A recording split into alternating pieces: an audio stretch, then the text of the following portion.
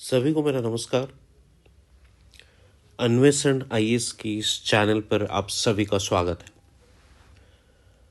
आपके साथ मैं आज फिर से PYQs जो हमारी प्रीलिम सीरीज चल रही है उससे रिलेटेड बात करने के लिए आपके सामने हूँ।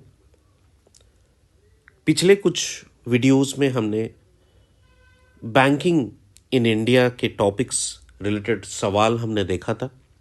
आज हम बात करेंगे बैलेंस ऑफ पेमेंट को लेके।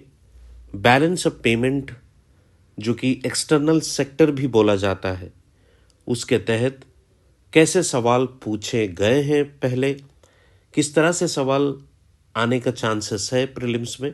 चलिए आज इस वीडियो में बात करते हैं।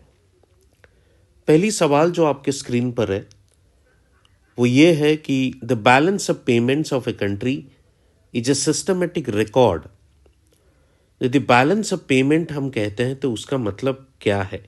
ये सिंपल सा सवाल है, तो उसका मतलब आप देखना चाहोगे।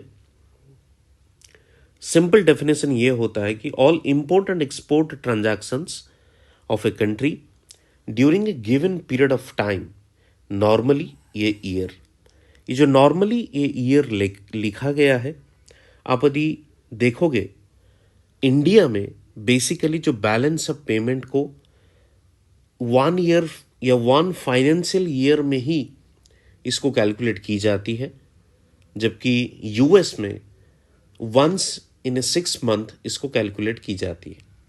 ठीक है, तो definition wise balance of payment का मतलब यह है all import and export transactions in terms of goods and services with other countries a given period of time, and that given period of time is normally a year. ठीक है, चलिए आगे बढ़ते हैं। देखिए, जो दूसरा सवाल है कि क्लोज्ड इकोनॉमी है क्या।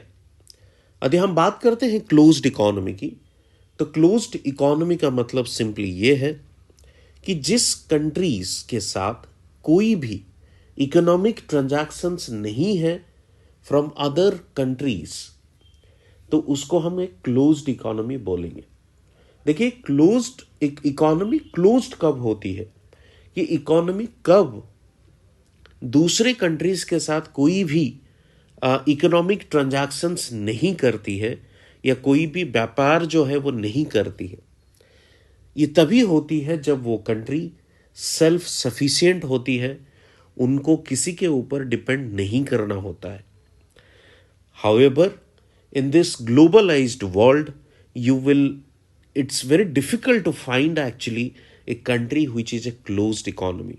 No one is closed, no one is self-sufficient, so no one is closed. ये जो ग्लोबलाइज्ड इकोनॉमी है, ग्लोबलाइज्ड वर्ल्ड इकोनॉमी है, इंटरडिपेंडेंस इतनी बढ़ गई है कि क्लोज्ड इकोनॉमी होना बहुत ही डिफिकल्ट है।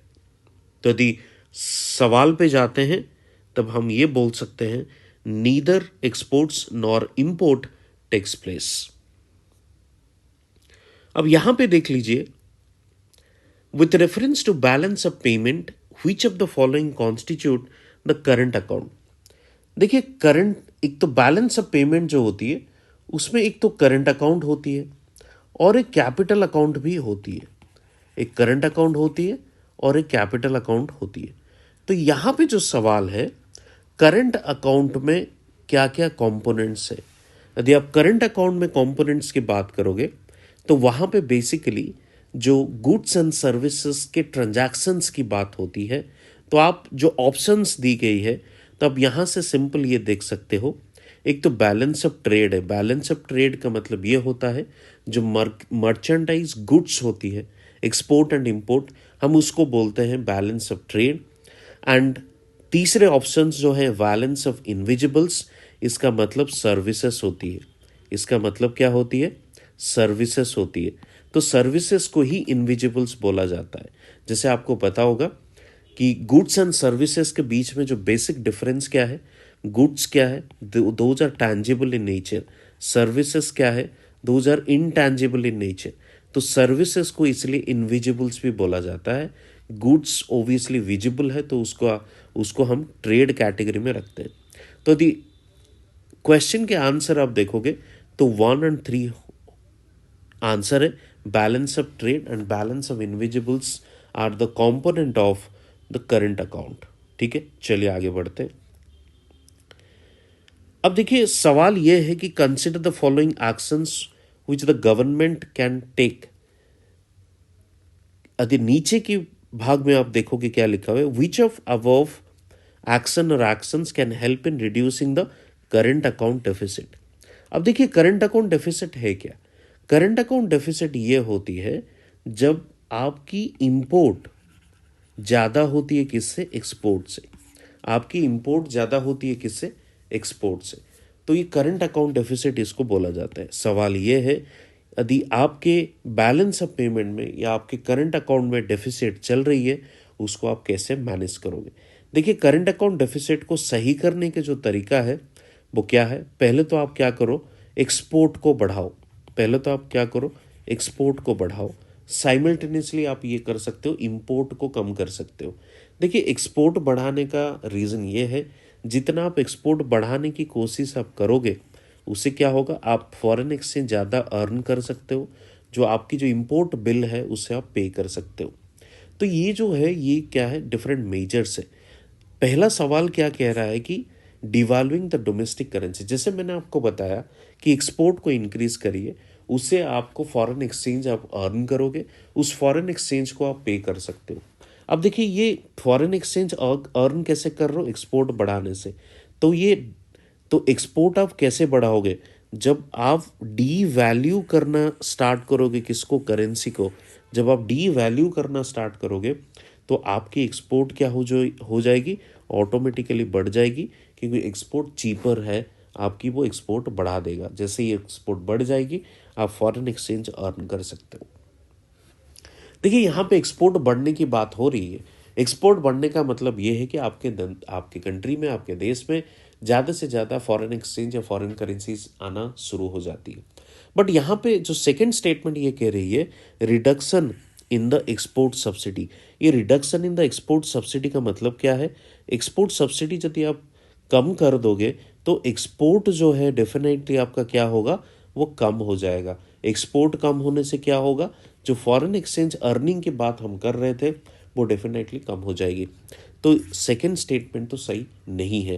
थर्ड स्टेटमेंट के बारे में यदि बात करते हैं, adopting suitable policies which attract greater FDI and more funds from FII, foreign direct investment, foreign institutional investment. यदि आप देखोगे ये एफडीआई एंड एफआईआई जो है वो आपका बेसिकली क्या है, वो कैपिटल अकाउंट का पार्ट है। वो किसका पार्ट है, कैपिटल अकाउंट का पार्ट है। हाउएवर यदि आपके कंट्रीज में ज़्यादा एफडीआई एंड एफआईआईज आने लग जाते हैं तो उससे फ़ायदा क्या होगा आपको, उससे फ़ायदा ये होगा आपके कंट्री में क्या होगा, जैसे मैं आपको बता रहा था, फॉरेन एक्सचेंज जो है, फॉरेन एक्सचेंज जो है वो आपकी कंट्री में आने लग जाएंगे, फॉरेन करेंसीज आपके कंट्री में आने लग जाएंगे। तो उससे क्या होगा, आपकी करंट अकाउंट डेफिसिट कहीं ना कहीं मैनेज हो सकती है या रिड्यूस हो सकती है। ठीक है, तो आंसर क्या है, 1 और 3। टू ऑप्शंस जो टू स्टेटमेंट है वो बिल्कुल नहीं होगा। चलिए आगे बढ़ते हैं। देखिए consider the following statements, the effect of the devaluation of A currency. देखिए फिर से वो डीवैल्यूएशन की बात हो रही है।